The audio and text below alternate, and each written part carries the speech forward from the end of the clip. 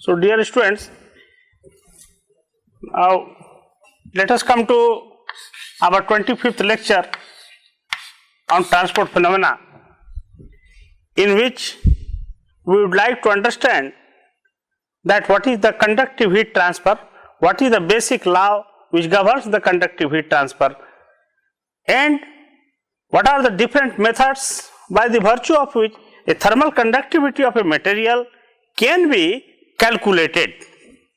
Without going into the experimental details, so what are the empirical relationships which are helpful for a practicing engineer to assess the thermal conductivity of a material. So, this is your conductive heat transfer.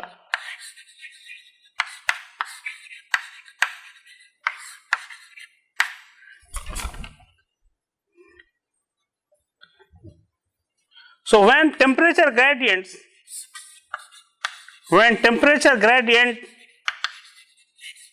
exists in a body,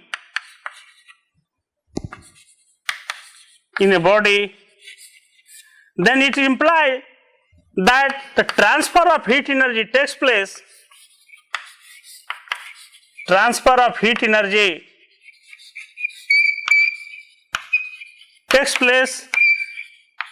From a higher temperature to a lower one.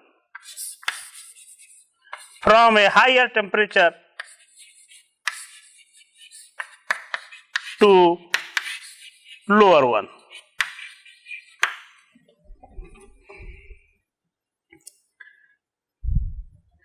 So, the rate of transfer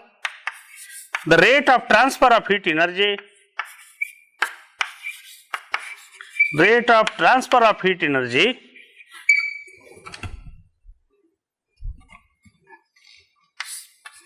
per unit area is proportional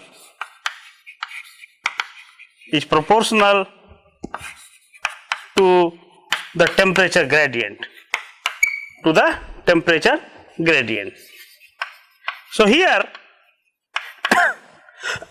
I would like to emphasize that this rate of transfer of heat energy per unit area is proportional to the temperature gradient. This is the fundamental law which governs this conductive heat transfer. So, mathematically this statement can be written as, if I am assuming that this is the rate of transfer of heat energy abbreviated as Q, then that Q by A should be proportional to day by T by day by X.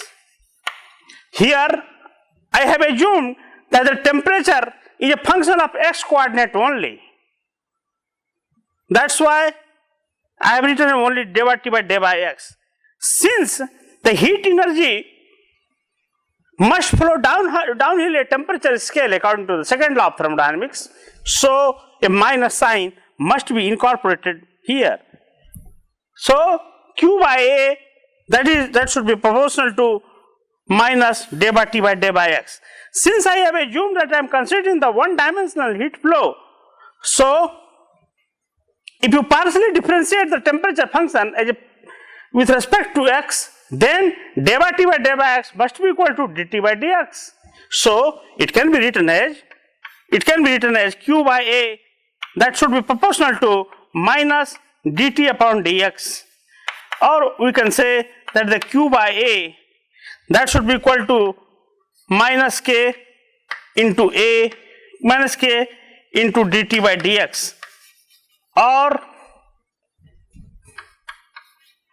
Q is equal to minus ka a dt by dx.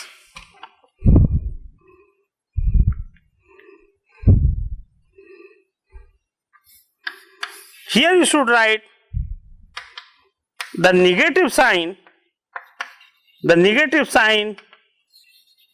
is in accordance with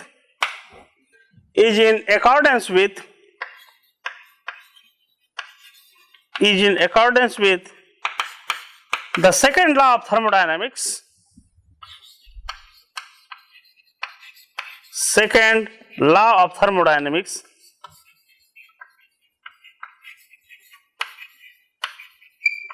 that heat must flow downhill a temperature scale, that heat must flow downhill the temperature scale.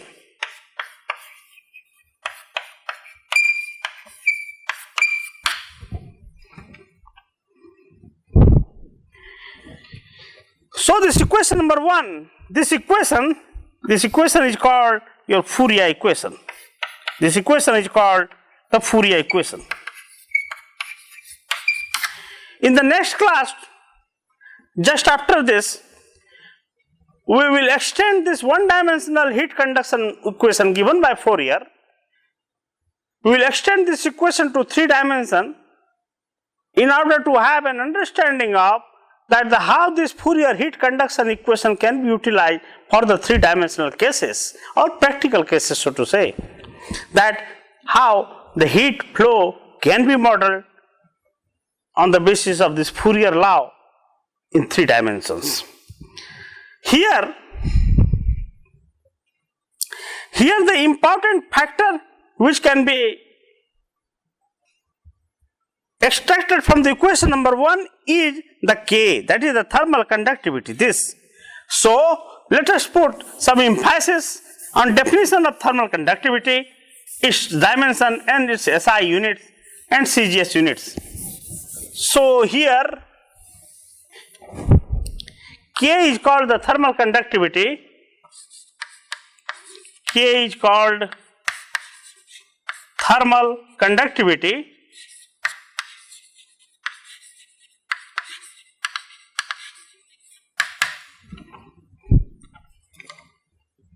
And defined as amount of heat energy transferred,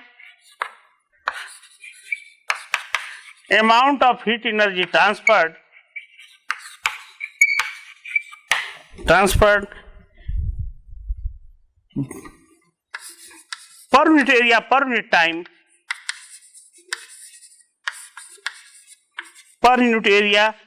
per unit time, under a unit temperature gradient.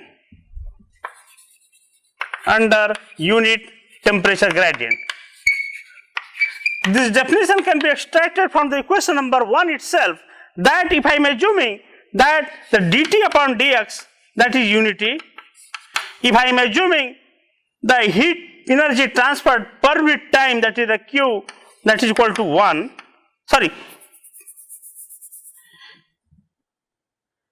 so if dt by dx is equal to 1, then it can be written as Q by A, that should be equal to minus K. Is it not? Q by A is equal to minus A.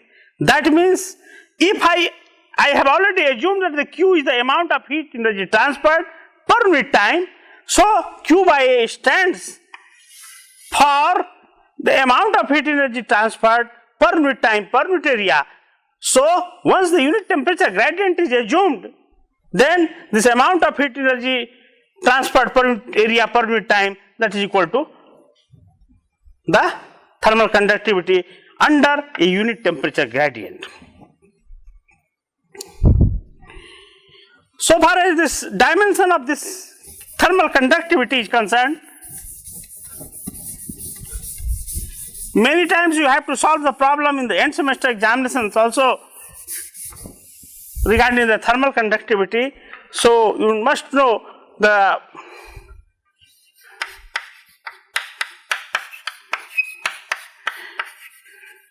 dimension of this. So K is equal to minus Q upon A divided by dt upon dx. So this Q by A, that is the quantity of heat energy transferred per unit area, Q L raised to the minus 2, this temperature, that is the T into L minus 1, so its dimension is Q L raised to the power minus 1, T raised to the power minus 1, and this Q is also amount of heat energy transfer per unit time, so this T should be also here. So this is your dimension of, this is the dimension of the thermal conductivity. So this is your dimension, and the SI unit is, and its SI unit is joule per meter per Kelvin per second.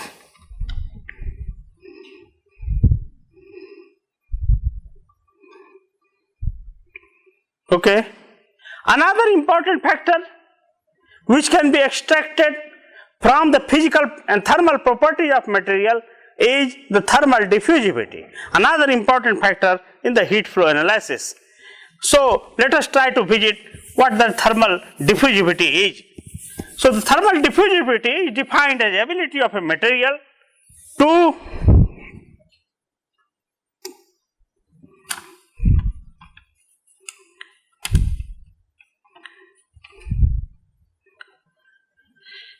receive the heat energy from, or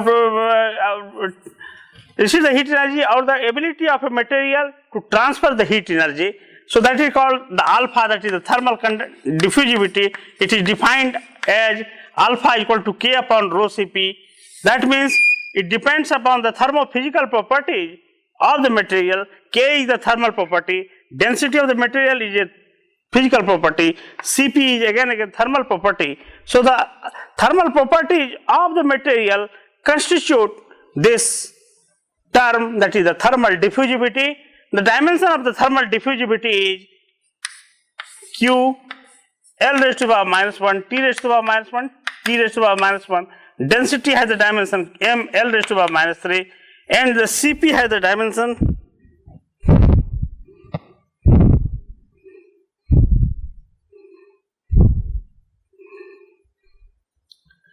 Cp has the dimension Q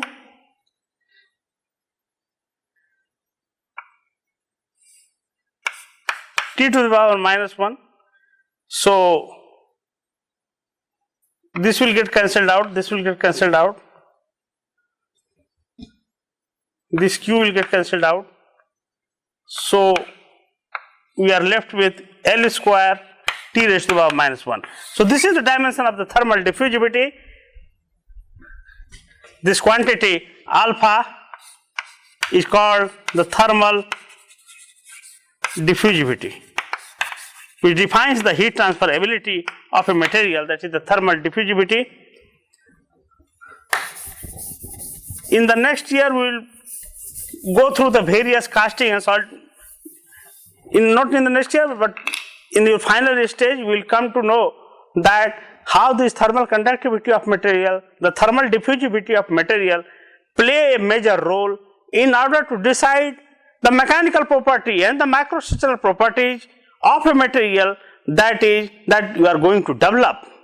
So these quantities are very, very important, thermal diffusivity.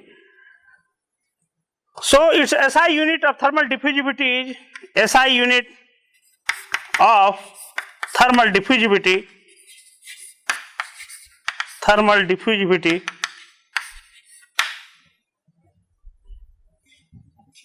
is meter square per second. This is your SI unit and this is your dimension.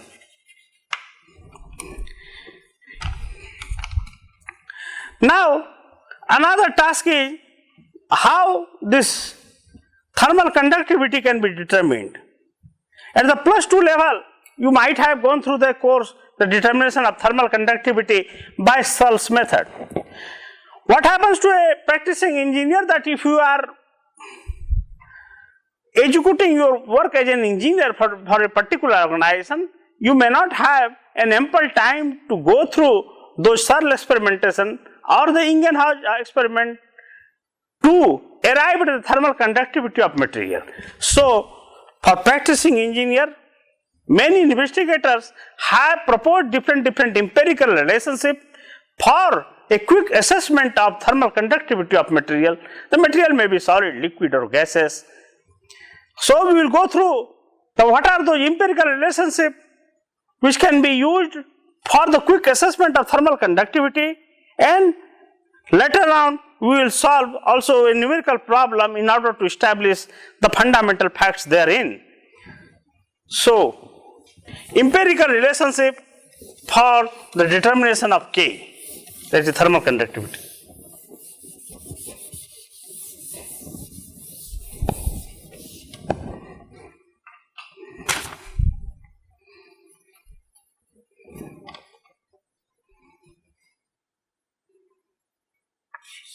Empirical relationship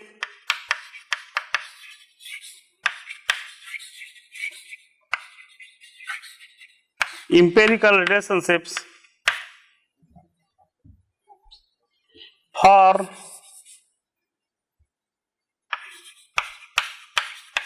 assessment of thermal conductivity. The empirical relationships are called empirical in nature due to the fact that for a certain circumstance, for a set of circumstances, this equation holds good, and if the circumstances and the conditions are changing, then you have to apply another empirical relationship for the assessment of thermal conductivity of material. So that's why they are called the empirical relationship. Some of the empirical relationships are, let us consider the case of the important state of matter for the gases. So the first empirical relationship regarding the determination of thermal conductivity of gas is the kinetic theory of gas formula. Number 1, kinetic theory of gas formula. This formula is given as K is equal to CV V lambda divided by 3. Let it be question number 2. Here CV is the specific heat capacity,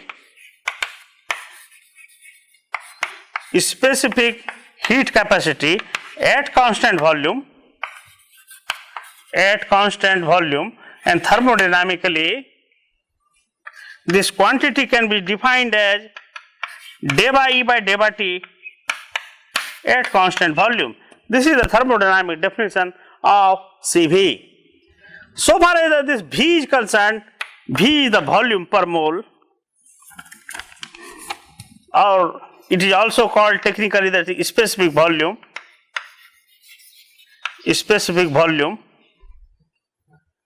And lambda is the mean free path.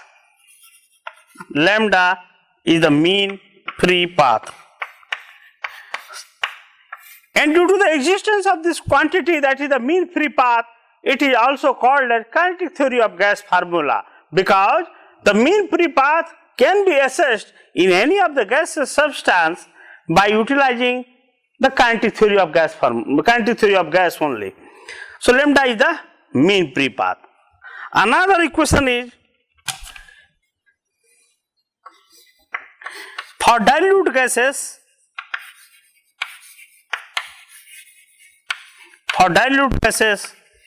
The relationship is K is equal to 1 by d square pi cube m divided by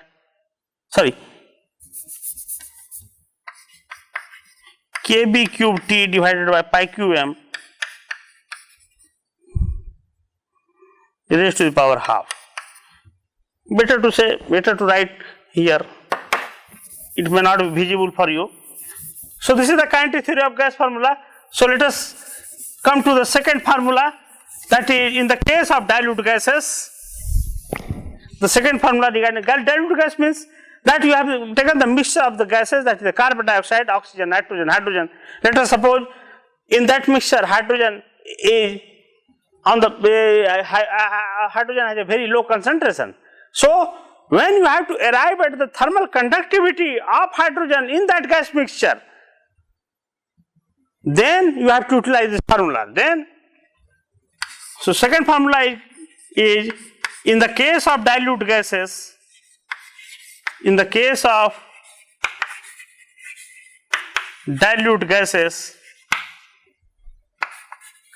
the relationship is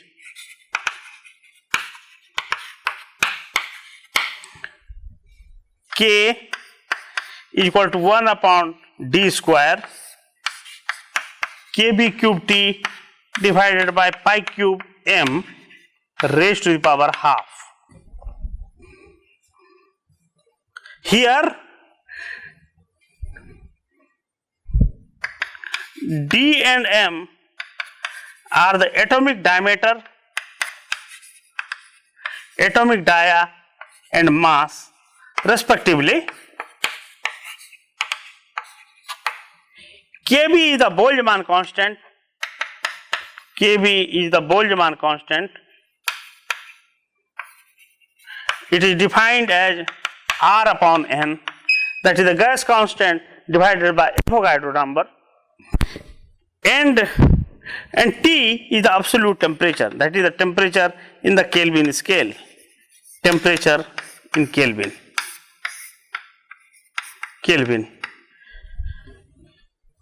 So this is the second empirical relationship for the assessment, that is the quick assessment for the thermal of dilute gases. So the next relationship, this is called Chapman and Gauling formula. Chapman and Gauling formula.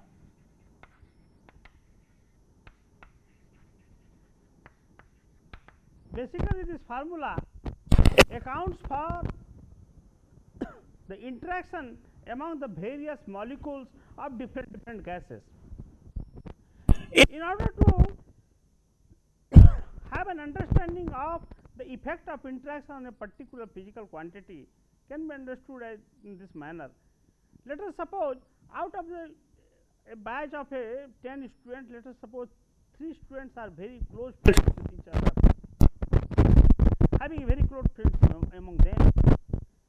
So what will happen? The activity of any of the student among those 3 students can be affected by the activity of the other 2. So when such type of conditions persist, then how the thermal conductivity can be determined? So Chapman and Gauling, by taking the thermodynamic parameter related to interaction among molecules, they have proposed another empirical relationship, and that empirical relationship is equal to 1.989 into 10 raised to the power minus 4 T divided by m raised to the power half into 1 upon. Let it be question number. So question number 4. Question number 4.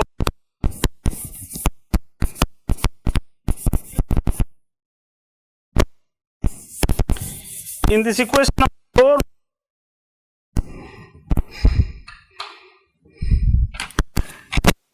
as usual, that T is the temperature in Kelvin. Okay. M is the molecular mass. Sorry, molecular weight. M is the molecular weight, sigma diameter. Now here you can say that to have an understanding of the collision diameter, again you have to go through the kinetic theory of gas. Sigma is the collision diameter. This omega k, it is a parameter.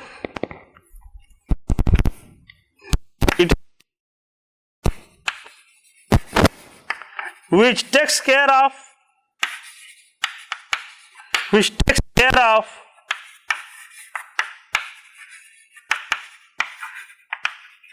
interaction between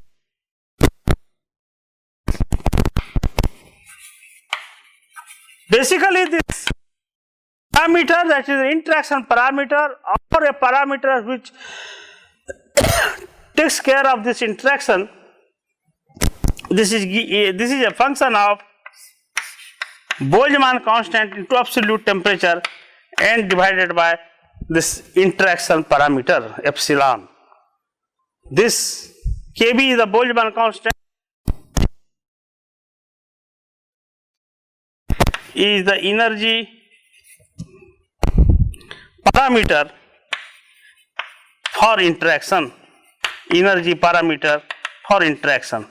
This Chapman and Gowling formula, which is based on the thermodynamic consideration of the interaction among molecules, is very, very important so far as the metallurgical engineering is concerned. Next is the so let it be question number 4. Another relationship is Uken's formula for polyatomic gases. In the case of polyatomic gases, so that is the fourth formula regarding the gas. Fourth formula for polyatomic gases, for polyatomic gases, the empirical relationship is, that is the empirical relationship for determining the K. The empirical relationship is K is equal to Cp plus 5R divided by 4m into mu, where mu is the viscosity, where mu is the viscosity, where mu is the viscosity. These are the four relationships which can be utilized for the quick assessment of thermal conductivity of the gaseous materials. Now come to the liquid now. Let us come to liquid. What are the empirical relationships applied in the case of liquid metals and alloys and liquid materials?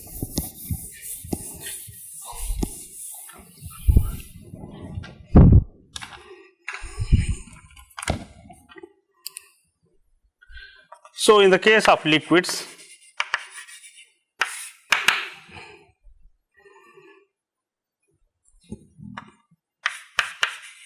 for a monoatomic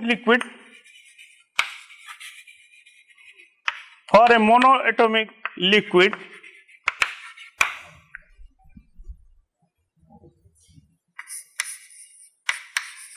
the empirical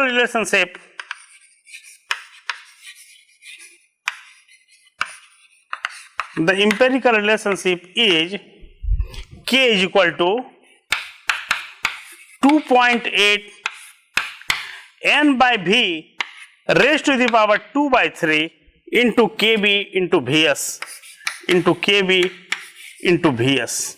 Here in this equation, let it be question number 5. Let it be question number 5 here. Here V is the volume per mole,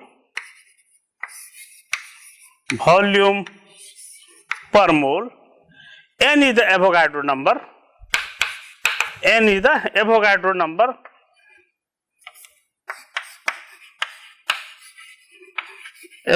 number, Kb is the Boltzmann constant, and here Vs is the velocity of sound in that particular liquid for which you are assessing the thermal conductivity. So that is called Vs, that is called velocity of sound in the liquid. So far as the velocity of the sound in this liquid is concerned, you have to utilize the Laplace correction formula. Correction formula is applied to the Newton's formula. There is a velocity of sound in an elastic medium. So this Vs can be defined as, gamma delta P by delta rho raised to the power half.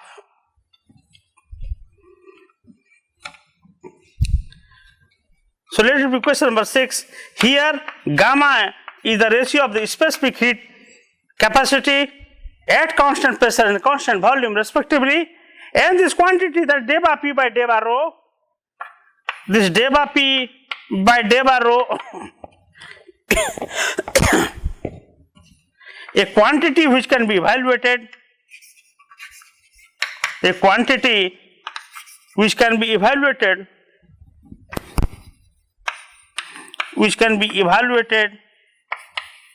by using the isothermal compressibility data, by using the isothermal compressibility data.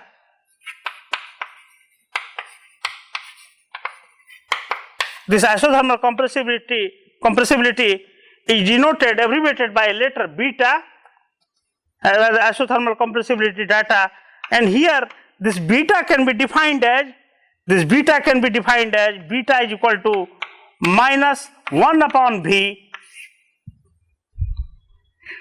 delta V by delta P at constant temperature, and that's why it is called the isothermal compressibility. Compressibility is a thermodynamic term which can determine the rate of change of volume with respect to pressure at constant temperature per unit volume. That is called the isothermal compressibility. On the various thermoelastic experiment related with the second law of thermodynamics, this beta can be evaluated. Later on, at the end of the class, we will see a numerical example where it will be given stress that how this beta value can be used to determine the velocity of sound in that particular liquid. So far as the solids are concerned, empirical relationship for the determination of thermal conductivity on a shop floor for a practicing engineer is the first empirical relationship which can be utilized in the case of solid, especially those solids which have electrical conductivity. For those solids, the empirical relationship which can be utilized is the Weidmann French law. So first empirical relationship is the Weidmann French law. This relationship can be given as K, that is the thermal conductivity, is equal to L into Ke into T. In this relationship, L stands for the Lorentz number. Here L stands for the Lorentz number. If any numerical problem related with the exam with this principle will be asked in the examination, then the data regarding the Lorentz number value will be given. So L is the Lorentz number. Ke is the electrical conductivity of the material, electrical conductivity of solid. That means this empirical relationship can be used only for those solids which are conductors of electricity, not in the case of insulators. So K is the electrical conductivity of the solid and T is the temperature. The second formula is in the case of porous solids,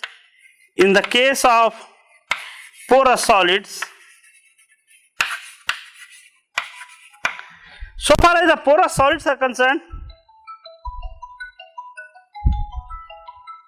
in the case of porous solids, this porous solids is very, very important for the metallurgical engineers, because let us suppose you are preparing the sponge iron, that is, you are preparing iron by the direct reduction of hematite by the non-coking coal.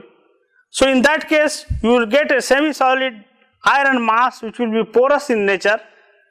Whenever and wherever you have to determine the thermal conductivity of the porous solids, you have to utilize this formula.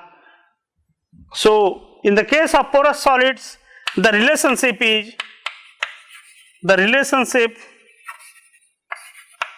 is K effective, that is the effective thermal conductivity of the material, is given as Kf raised to the power epsilon, Ks raised to the power 1 minus epsilon. Let it be question number 6, let it be question number 7, where K effective, Kf and Ks are the thermal conductivities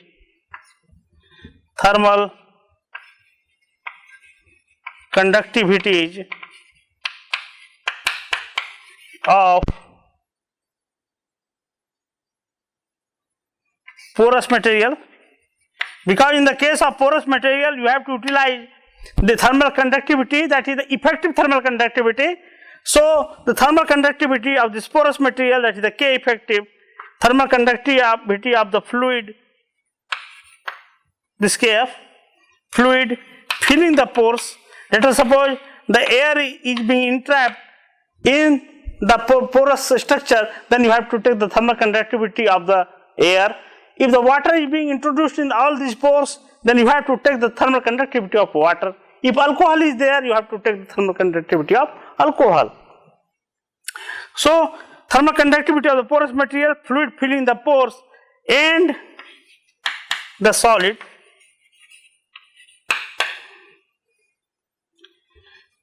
And epsilon is a fraction which is called void fraction, Let us go through I will advise you to utilize all this formula to have an understanding of the assessment of the thermal conductivity.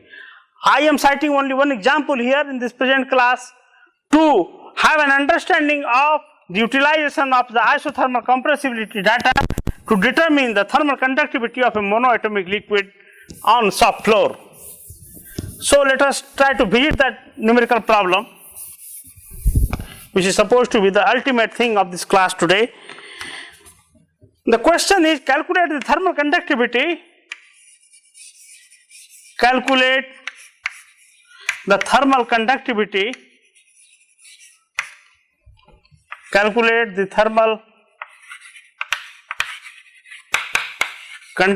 of a monoatomic liquid,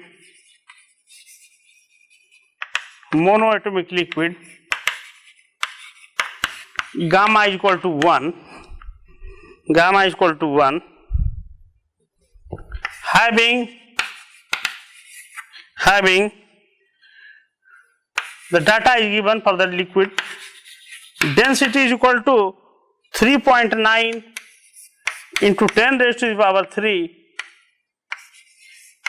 kilogram per meter cube. The isothermal compressibility data, beta is equal to -1 by V, delta V by delta P at constant temperature, that is given as 2.7 into 10 raised to the power -8 per Pascal. The Boltzmann constant has been given the value Kb is equal to 1.38 into 10 raised to the power -23 joule per mole per Kelvin, and the molecular weight has been given as 47. This is the numerical problem you have to solve. So, let us proceed in this numerical problem. So, we have the Boltzmann equation for the monoatomic liquid, that is formula is 2.8 into n by V raised to the power 2 by 3 into Kb into Vs. So far as the other quantities are concerned, that is the thermal conductivity value, in order to have the thermal conductivity value for this liquid, you are knowing the Avogadro number, you are knowing the volume per mole, specific volume here, you are knowing the Boltzmann constant. The only quantity which needs to be determined here is the velocity of sound in that particular liquid. So let us proceed for that. So Vs, that is the velocity of sound utilizing the Laplace correction, gamma delta P by delta rho raised to the power half. This gamma value is 1, so it can be written as delta P by delta rho raised to the power half. That can be written as delta rho divided by delta P raised to the power minus half. It can be written. So it can be written as delta by delta P, rho is equal to 1 upon V, that is the density of unit mass. It can be written as this. which can be given as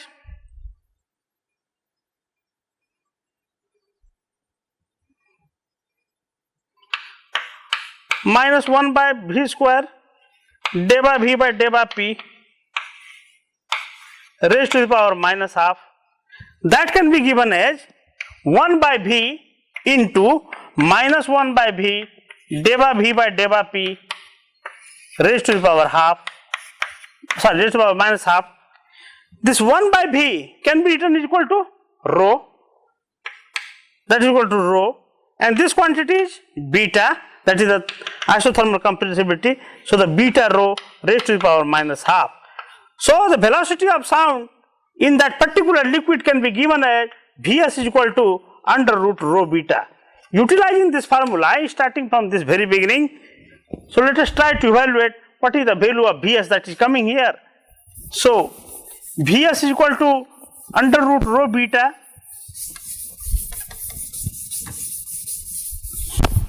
So Vs is equal to under root rho value density 3.9 into 10 raised to the power 3. What is the value of beta given? 2.7 into 10 raised to the power minus 8. When you take this multiplication and taking the under root, you will find the velocity of sound will come as 97 meter per second. Now, utilizing the Bridgman equation for the thermal conductivity determination of the case of monoatomic liquid, 2.8 into n by v raised to the power 2 by 3 into kb into Vs.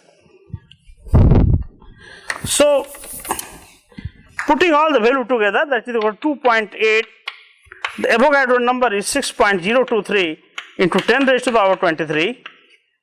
This is the volume per mole. Molecular weight has been given 47. So this quantity will be 47 divided by the density, that is 3.9 into 10 raised to the power 3. So this stands for V into kb into raised to the power 2 by 3 into kb, this value 1.38 into 10 raised to the power minus 23 into velocity of sound, that is into 97. When you execute, all these calculations will come as 5.08 into 10 raised to the power minus 4 joule per meter per second per Kelvin. This is the procedure for the numerical problem to proceed in the numerical example of such a type. I will advise you, all of you, that go through such numerical problems as much as you can. Thank you.